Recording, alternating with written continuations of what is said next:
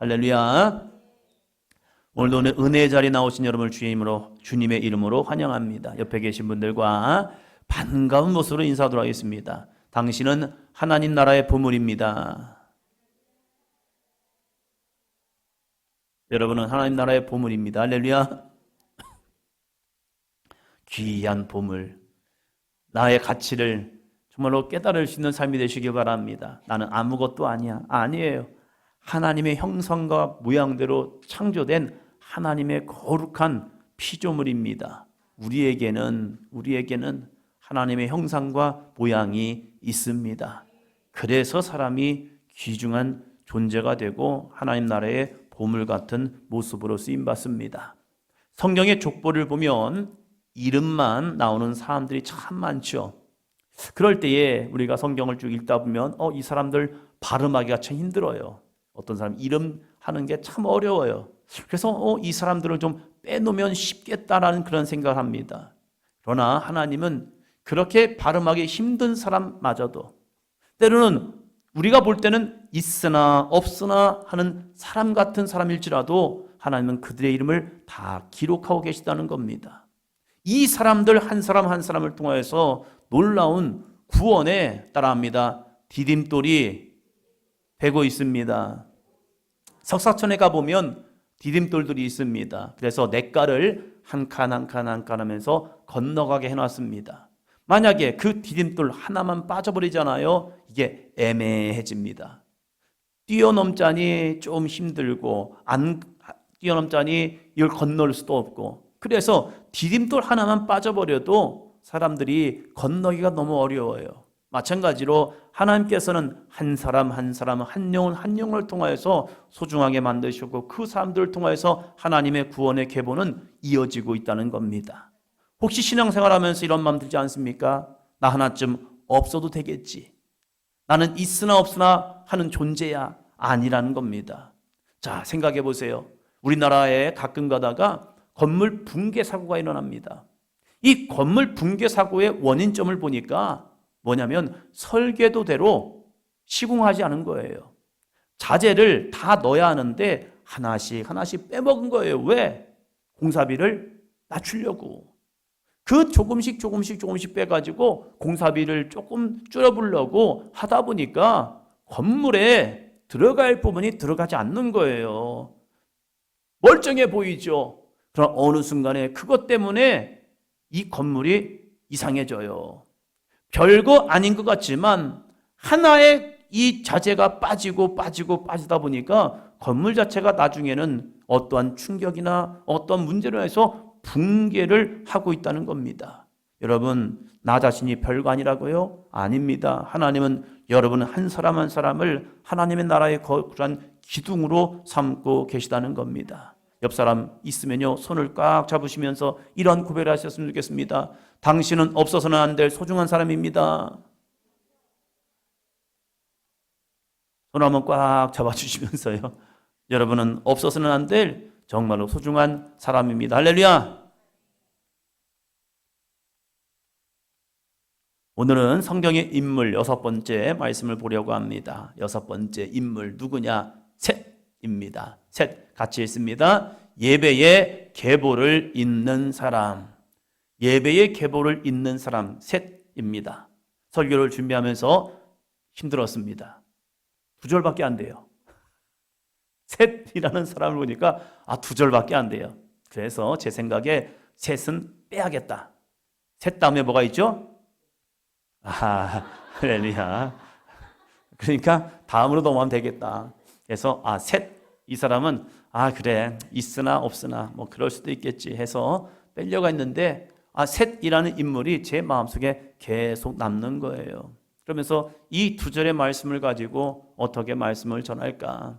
그래, 뭐 짧은 사람은 짧게 하면 되겠죠. 할렐루야. 뭐 꼭 오래 할 게 있습니까? 셋이라는 사람을 보니까 짧은 절을 가지고 있어요. 그러면 뭐 말씀 짧게 전하면 여러분이 좋으시잖아요. 그러나 오늘도 길게 합니다. 여러분을 실망시키려고. 자, 첫째, 같이 합니다.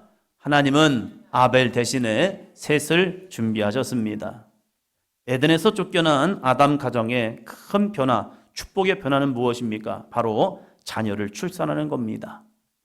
아담과 하와는 하나님의 에덴 동산의 쫓겨남을 통해서 그게 어쩔 수 없어. 우리가 범죄했기 때문에 이 축복의 땅에서 우리는 쫓겨났어.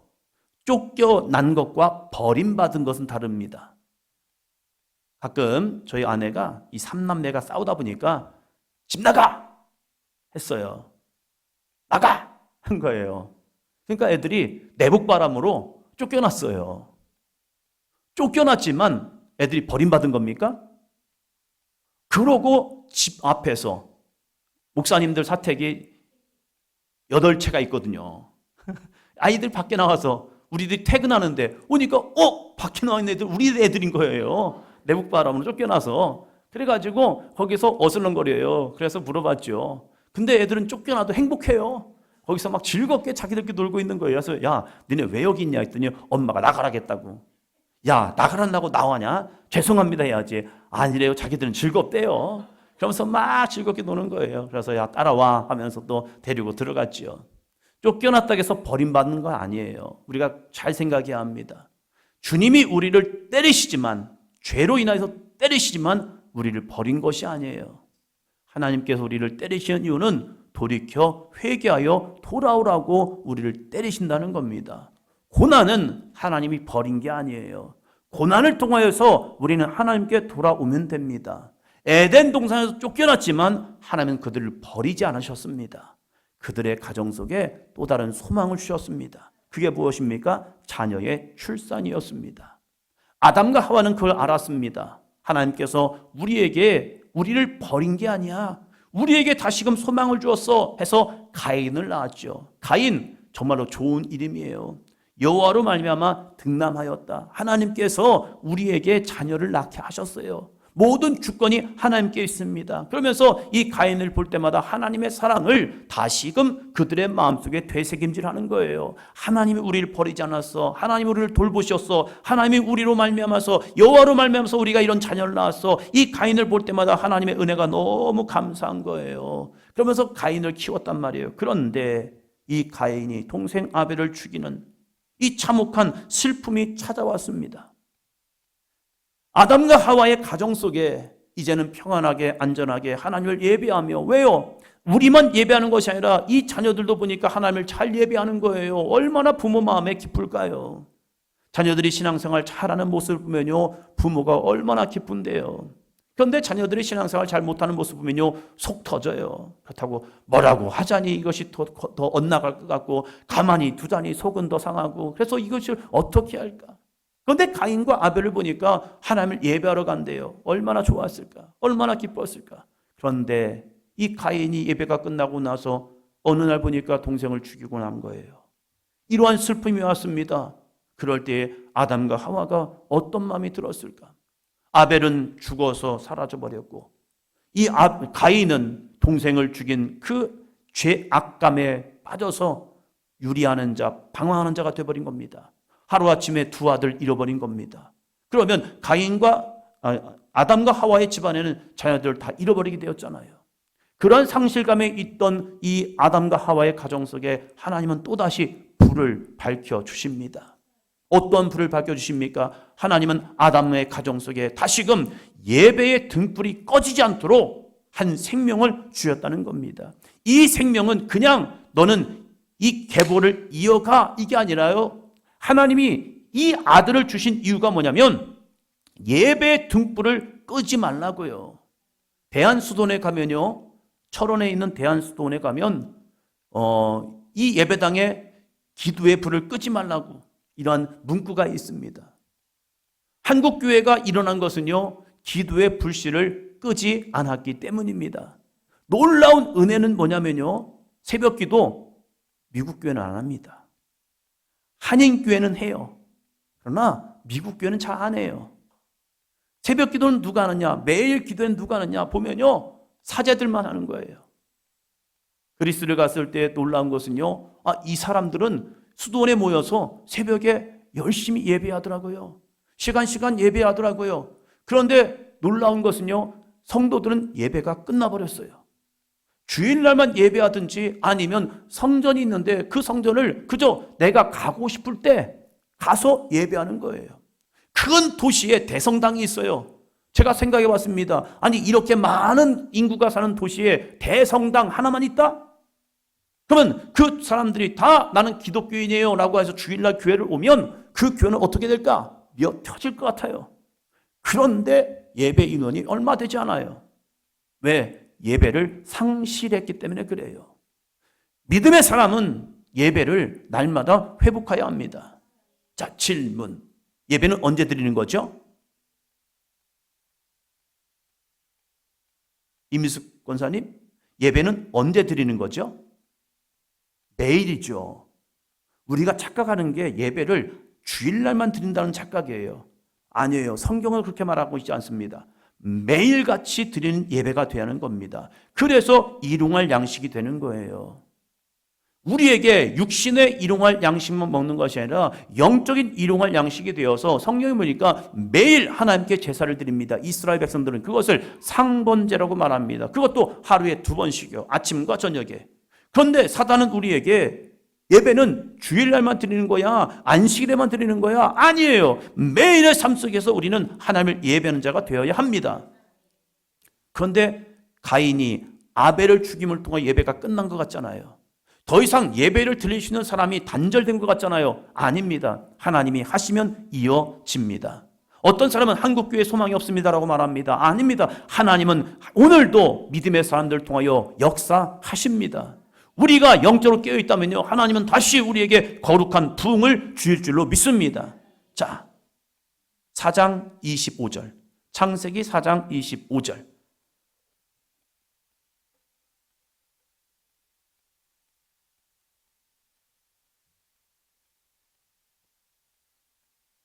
창세기 4장 25절입니다.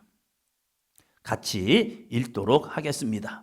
아담이 다시 자기 아내와 동침함에 그가 아들을 낳아 그의 이름을 셋이라 하였으니 이는 하나님이 내게 가인이 죽인 아벨 대신에 다른 씨를 주셨다 함이며. 아멘. 셋이라는 아들을 주었습니다. 이 아들을 주시는데 그 아들을 뭐라고 설명하느냐? 하나님이 내게 가인이 죽인 아벨 대신에 떠나간 가인 대신이 아니라 거룩한 예배자가 되었던, 하나님을 기쁘시게 하는 자가 되었던, 믿음으로 하나님을 예배했던 아벨 대신 다른 씨를 주었다. 그렇다면 이 씨는 뭐하는 씨입니까? 하나님을 예배하는 자라는 거예요. 셋이라는 이름의 뜻을 보면 셋이라는 것은요, 차트라는 단어인데 이것은 놓다, 두다, 세우다, 다시 세운다는 거예요. 하나님께서 잃어버린 예배를 다시 세우기 위해서 아들을 주었는데 이 아들은 뭐하는 아들이냐? 하나님을 예배하는 자로 세움을 받을 것이다. 이 믿음으로 이 아들의 이름을 지은 거예요. 가인은 에덴을 떠나서, 부모를 떠나서 자기만의 성을 쌓습니다. 인본주의 삶을 살아가요. 그래서 가인의 자녀들은 그저 자신의 힘과 능력으로 살아갑니다. 그러나 하나님은 끝난 것 같지만, 아벨을 통하여 예배가 끝난 것 같고 하나님의 언약이 끝난 것 같지만 아니요. 하나님은 하나님의 방법으로 따라합니다. 사람을 세우십니다. 하나님은 여러분을 세우셨다는 거예요. 여러분을 세워서 이 사도행전 교회를 세워나가고, 여러분을 세워서 하나님의 나라를 확장해 나가고, 여러분을 세워서 여러분의 가정이 하나님을 예배하는 가정이 되기를 원하신다는 사실입니다. 여러분 한 사람이 여러분의 가정에서 예배자가 될 때에 여러분의 가정은 예배하는 귀한 가정이 되고 있습니다. 날마다 여러분의 가정에서 하나님의 말씀을 가까이 하십시오. 여러분의 가정에서 하나님의 성경을 읽으십시오. 그리고 그 말씀을 읽고 기도하십시오. 이게 예배인 거예요. 성전 예배는 여러 가지 형식이 있죠. 그러나 가정 예배는 괜찮아요. 찬양을 하고 말씀을 읽고 기도하면 그것이 하나님이 기뻐하신 예배라는 사실이에요. 꼭 모든 형식을 갖춰야 예배가 아닌 거예요. 여러분이 여러분의 자리에서 무릎을 꿇고 기도하며 말씀을 읽고 그곳에 성령의 임재가 임하면요, 그것이 바로 거룩한 땅, 예배하는 곳, 거룩한 곳, 베델, 하나님의 집이 될 수 있다는 겁니다. 하나님은 잃어버린 아벨, 죽은 아벨을 대신하여서 이 셋이라는 아들을 주었고, 그래서 그 이름을 셋, 너는 셋이야. 셋이란 것은 하나님이 너를 세우신다. 하나님이 너를 다시 일으키신다. 너를 하나님의 사람으로, 하나님의 예배자로 일으킬 것이다 라고 하면서 우리의 눈에는 끝난 것 같지만 하나님이 다시 세우시면서 소망의 역사를 다시 시작하는 아담과 하와의 가정이 되었다는 사실입니다. 여러분의 삶이 거룩한 셋과 같은 사람이 되기를 축원합니다. 하나님이 여러분을 세우셨다는 거예요. 무엇으로요? 하나님을 예배하는 자로요. 둘째입니다. 둘째, 셋은 자신의 아들을 낳고 하나님을 예배하는 자로 살아갑니다. 셋의 일생은 많은 일을 한 화려한 사람이 아닙니다. 초반에 말씀드렸던 것처럼 셋은 별로 설명할 게 없어요. 그런데 그의 인생을 보니까 너무나도 중요한 역할을 감당하고 있어요. 징검다리의 역할은 묵묵히 감당한 아벨의 빈자리를 채워준 사람이라는 거예요. 빈자리를 채운다. 그걸 뭐라고 말하죠? 예? 그 자동차가 펑크가 나면 끼는 게 있잖아요. 스페어 인생이라고 하죠. 늘 누군가 빈자리가 생겨야 거기 채워지는 후보의 인생이 있잖아요. 그런데 후보의 인생이 너무 중요해요. 주전만 있는 게 아니에요. 주전만 있으면 그 팀은 끝납니다. 후보군들이 좋아해요. 그래서 주전이 문제가 생길 때 교체 선수가 있어야 그 팀은 해요. 주일날 우리가 족구를 했잖아요. 못한 게 아니에요. 괜찮게 했어요. 우리 남성교회 가서 했는데 졌어요. 잘 했는데 졌어요. 왜 졌느냐? 이분들은요 8명이 와서 교체를 해요. 근데 우리는 4명이서 계속 했어요.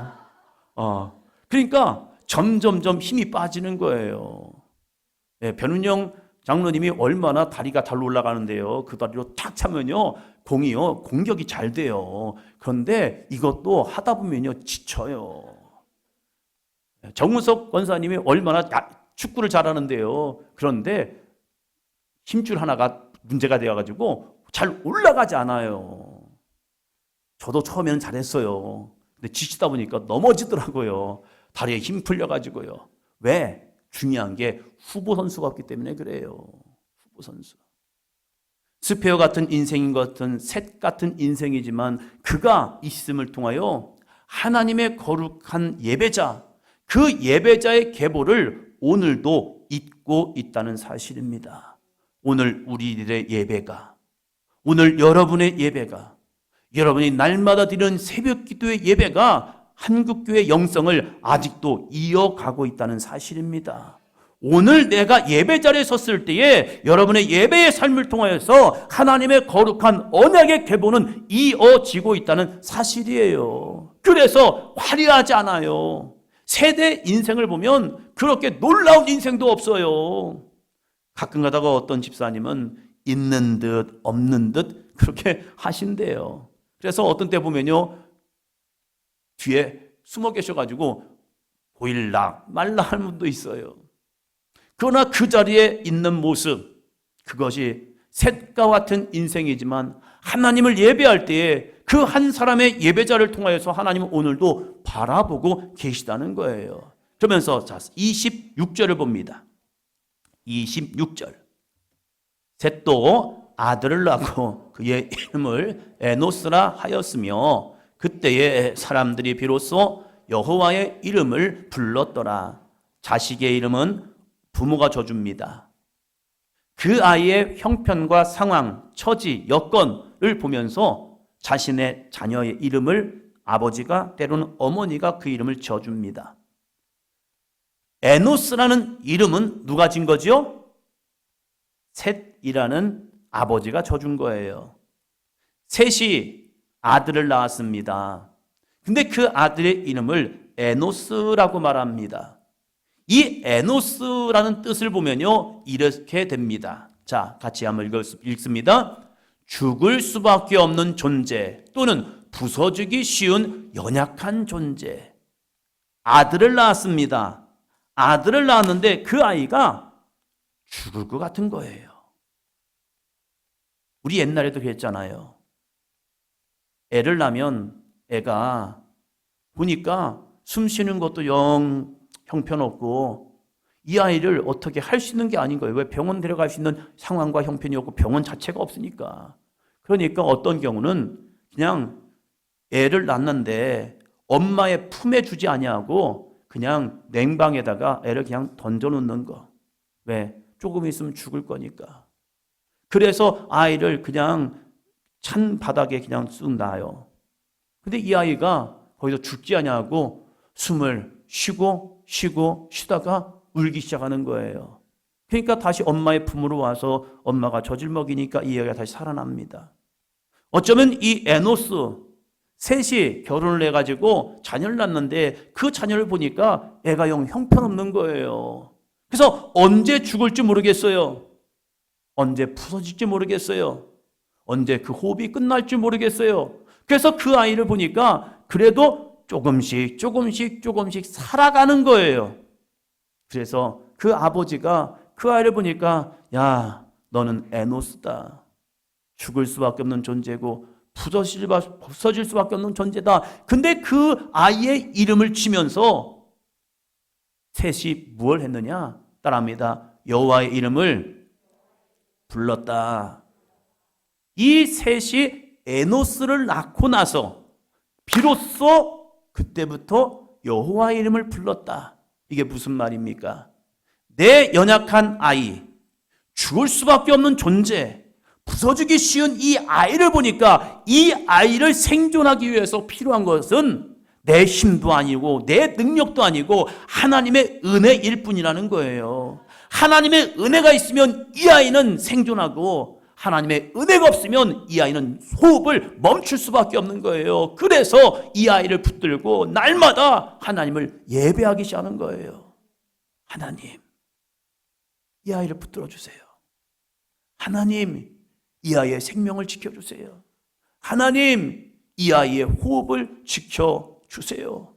호흡이 멈추려는데 다시 이 아이의 심장을 눌러주면서 하나님, 이 아이가 호흡하기 원합니다. 심장이 뛰기를 원합니다. 이 아이가 일어나기 원합니다. 이 아이가 눈을 뜨기 원합니다 하면서 이 아이를 바라보면서 날마다 하나님의 이름을 부르며 하나님을 예배했다는 사실입니다. 이게 셋이 가진 신앙의 모습인 거예요. 웬만하면 포기할 수도 있었겠죠. 웬만하면 끝났어라고 할 수 있다니까요. 그런데 이 셋은 하나님의 은혜를 사모하며 날마다 하나님의 이름을 불렀다. 여러분, 때로는 우리의 약함이, 문제가, 고난이 힘들지요. 어려워요. 그러나 그것이 오히려 우리에게 영적인 유익을 줄 때가 있습니다.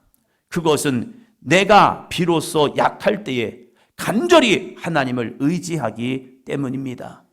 셋은 강한 아들을 낳은 것이 아니라 오히려 약함으로 인하여 여호와께 예배하는 아들을 낳았습니다. 장애를 가지고 있는 자녀를 낳을 때 그것은 부모의 큰 아픔입니다. 이 아이가 어떻게 이 험한 세상을 살아갈까? 그 모습 때문에 이 아이를 붙들고 끊임없이 공적 예배가 회복되었다는 사실입니다. 우리가 예배할 수 있는 것은 우리가 강하기 때문이 아닙니다. 오늘도 우리는 약하기 때문에 전능하신 하나님을 붙들기 위해서 오늘도 우리는 주님을 예배하는 자가 되기를 주의 이름으로 축원합니다. 우리의 약함을 하나님의 강함으로 바꿔주는 그 주님이 계시기에 우리는 예배자가 되시기를 바랍니다. 마지막 셋째, 같이 합니다. 약함이 강함 되는 축복을 누립시다. 사랑하는 성도 여러분, 약함이 저주가 아니라 약함이 오히려 강함이 되는 축복을 누려보자는 겁니다. 복음서에서 보면 많은 약한 자들이 있습니다. 귀신 들린 자도 있었고 병든 자도 있었고 나병 환자도 있었고 중풍병자도 있었고 수많은 고통 속에 질병 속에 아픔 속에 38년 된 병자도 있었고 12해 들린 혈루증 여인도 있었습니다.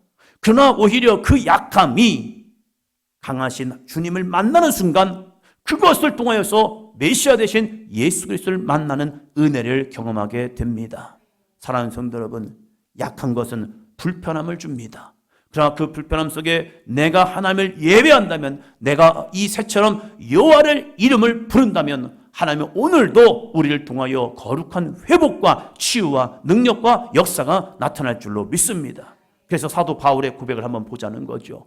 고린도 후서 12장 9절로 10절 같이 읽습니다. 나에게 이르시기를 내 은혜가 내게 족하도다. 이는 내 능력이 약한 데서 온전하여 짐이라 하신지라. 그러므로 도리어 크게 기뻐함으로 나의 여러 약한 것들에 대하여 자랑하리니 이는 그리스도의 능력이 내게 머물게 하려 함이라. 그러므로 내가 그리스도를 위하여 약한 것들과 능욕과 궁핍과 박해와 곤고를 기뻐하노니 이는 내가 약한 그때의 강함이라. 아멘.